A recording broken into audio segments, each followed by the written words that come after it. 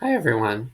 I'm going to lead you through lesson 4.1 of the lesson plans. This is the first lesson of Unit 4, which concludes the set of 16 lessons. And really this unit is about students being able to understand how to accomplish good work in the future and the strategies that they can use based on everything they've learned in the lesson plans that will take them forward to accomplish that. So lesson 4.1, the lesson goal here is really to get students to understand within themselves how to handle dilemmas or tricky situations. And we call those the intrapersonal resources here as they seek to achieve good work. So in doing work that's excellent, ethical, and engaging, what are the newfound understandings that they can rely upon within themselves to do that?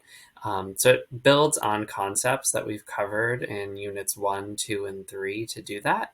And you'll see here in terms of assessment as well, students will be able to understand how to navigate a dilemma or a tricky situation using some of those concepts. So responsibilities, consequences, thinking through different courses of action.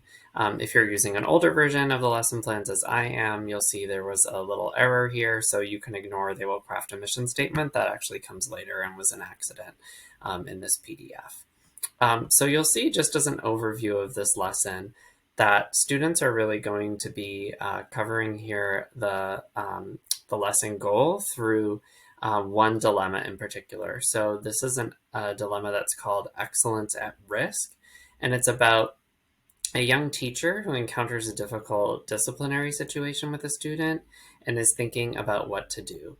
So you'll see there are a few pages of that dilemma here, and that's really what students are going to be grappling with during the time that they engage with this lesson. So first, what you'll do is you'll provide everyone with a copy of that dilemma, and then give students some time to read it over. And then you're going to divide your class into different roles. So first you can break students into groups, and then within each group of several students, you're going to want to assign each one of them a role. So maybe they are Katie, who's the teacher, maybe they're the student's parents, or someone else in the dilemma, maybe a student in the class, another teacher. You can also have an imaginary character. And you're going to let them kind of act out their different perspectives. So thinking through the dilemma from one of those perspectives, they're going to be discussing with one another and kind of debating what should happen in this scenario. And if not all of the roles are represented, that's totally okay. Not all of the roles need to be present. And then just give students a little time to grapple with that.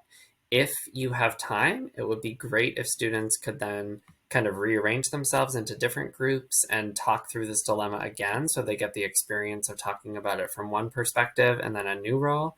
If you don't have time for that and you're looking for areas to cut down, that would be something you could skip, and you could just have the students in your class discuss it once. And then in terms of alternative modes of engagement, you might be thinking about, we've recommended here in the lesson plan that you talk about this in small groups with students. Maybe this is also an area where students could take part in like actually acting out a piece of the dilemma or a certain chunk of it. So that's just another way to get students engaged.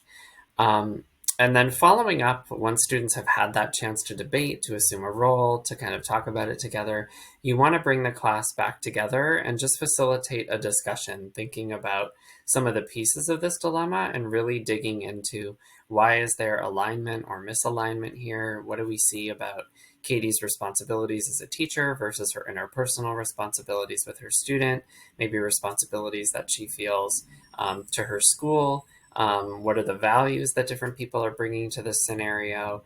And just trying to surface some of those things that have been talked about previously in the lesson plans. So tips for the discussion: make sure that multiple role play parts contribute to the reflection. So you want to have diverse perspectives. You can use evidence from the narratives in structuring that for students. So pointing back to places in the text where people might see a certain thing. And then gathering thoughts about why a particular course of action is justified or not, or might be possible for Katie in this situation.